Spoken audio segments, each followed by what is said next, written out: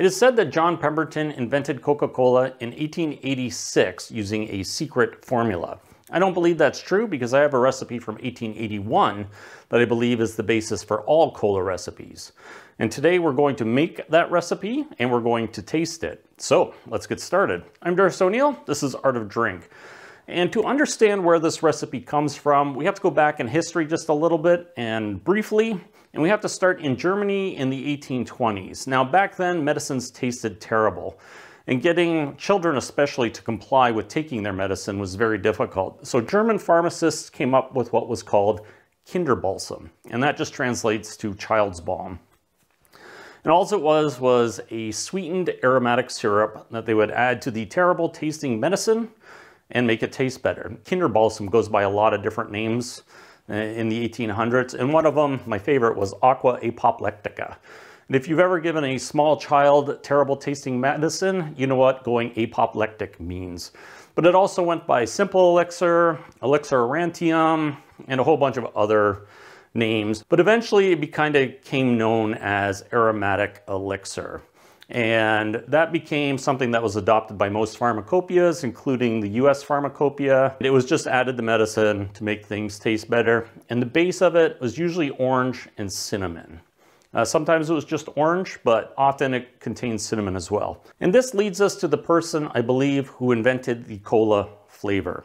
And his name is Oskar Oldberg. He's from Sweden. He moved to the United States in 1865. He taught at Georgetown University in the pharmacy department. He was also the chief clerk of the U.S. Marine Corps Hospital Service, and he became a dean at Northwestern University, as well as publishing 8 books on pharmacy topics, including this one from 1881 called The Unofficial Pharmacopoeia. Now, there was the standard pharmacopoeia, and then a lot of pharmacists or professors would release these unofficial pharmacopoeia with non-standard recipes in them. So the US pharmacopoeia would have had an aromatic elixir or a simple elixir that was standardized, but Oskar Oldberg put together 700 recipes, and one of those recipes was for aromatic elixir. One of the things about pharmacists was that though there's the standard formulary for aromatic elixir, they would modify it because they wanted customers to come to their pharmacist. So if they made a better flavored aromatic elixir and they added it to medicines and their customers preferred it, they would go to that pharmacy. So there was a lot of wiggle room in this recipe, and it's kind of the basis for a lot of cola recipes or a lot of soda recipes. And I believe Dr. Pepper's in this too. So, but that's for a different date, and I will be making one on that because I believe it was an aromatic elixir as well. But anyway, back to Oskar Oldberg.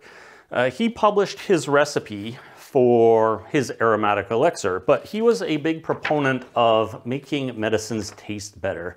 And he actually dedicated a whole page to talking about how bad medicines taste and actually making them taste better because humanity hadn't neglected the senses.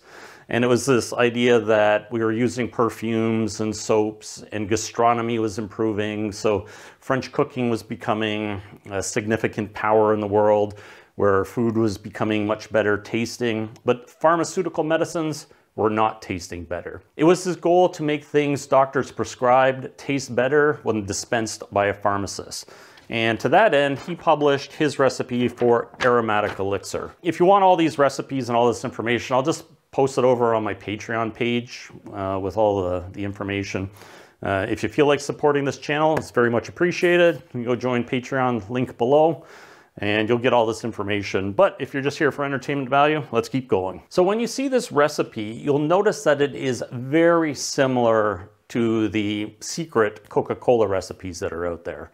And it is almost exactly like the 7X formula that you read a lot about and is published in NPR. And the recipe here is pretty much the same. So what we're gonna do is we're going to make it. And if anyone thinks that John Pemberton based his Coca-Cola recipe off of his wine of coca, or Pemberton's wine of coca recipe, in Oskar Oldberg's book, he also has a recipe for elixir of coca leaves, and he does a good job of citing this because this is a gardener recipe, and that's a good thing about Oskar Oldberg is that when you look at his books, you'll see which recipes are somebody else's and which are his.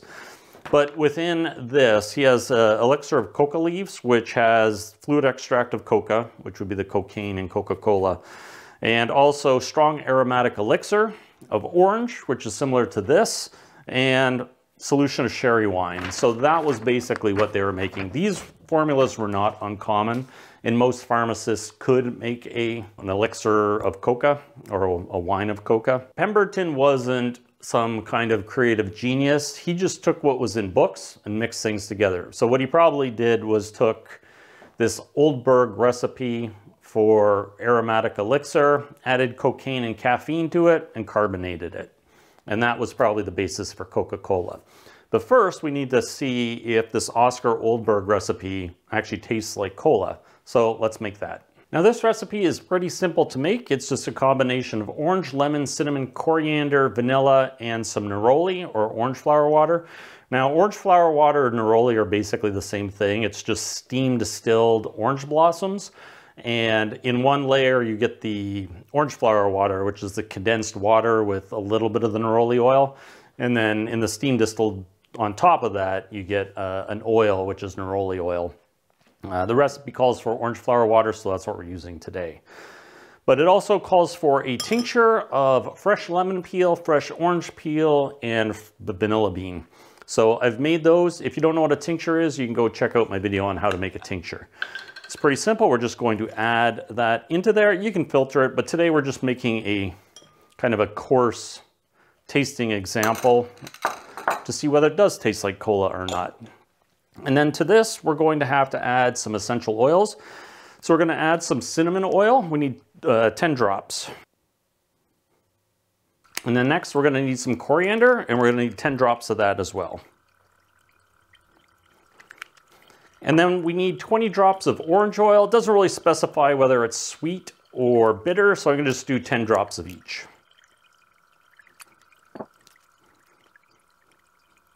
And then now we need to add 40 mils of glycerin. And again, when you're doing this recipe, it doesn't have to be super accurate. I'm just doing a rough tasting, but if you want to make this, I will have a recipe formula sheet over on my Patreon page. And then to that, we're going to add 150 mils of alcohol.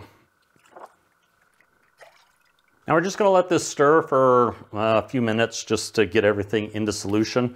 You'll see that it's moderately clear. If you do want to clear it up, you can use the magnesium carbonate method in my how to make a soda essence video, and that will actually clear it up. And you do it at this stage, and then you would add your neroli or orange flower water, and then your simple syrup. Now we're going to add our 100 mils of orange flower water. Now if you can't find orange flower water, you can often get it as neroli hydrosol.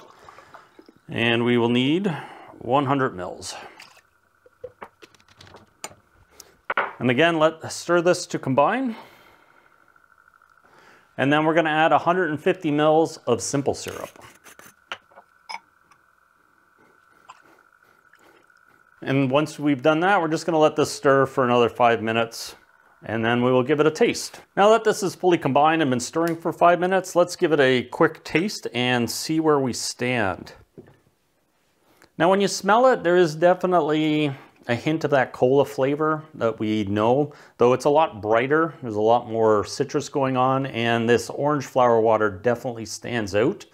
There's actually a lot of orange flower water in this recipe. It comes to the top, but just passing it by your nose, you definitely smell cola. Now when you taste it, it tastes like an alcoholic beverage. It's kind of like a sweet alcoholic liqueur. There's some bitterness to it. On the aroma is definitely a cola flavor, although this doesn't taste particularly appealing compared to actually a can of Coke. But I could see where this was further developed, diluted down with soda water, and add more sugar to make it cola-like. So I'm pretty convinced that this is the basis for cola flavors. It does come through. Again, it tastes different than Coca-Cola because there's obviously more sugar, a lot more sugar in this. There's caffeine, there's that coca, or there's nutmeg in it as well. That's the key difference, is that there's some nutmeg missing from this. And that was in the original Coca-Cola. and obviously acidity. There's no acidity in this, so there's no balance to that sugar. But there is a lot of aromatic going on. Yeah, you definitely get cola out of this. There is no doubt about it to me. That when you smell it, it does smell like a cola would. Not necessarily Coca-Cola, but any of the other colas out there on the market. So maybe we should give a little more credit to Oscar Oldberg for inventing his aromatic elixir, which became one of the most popular drinks in the world, cola beverages. So maybe this is to Oscar Oldberg. Cheers, and I'll see you in the next video.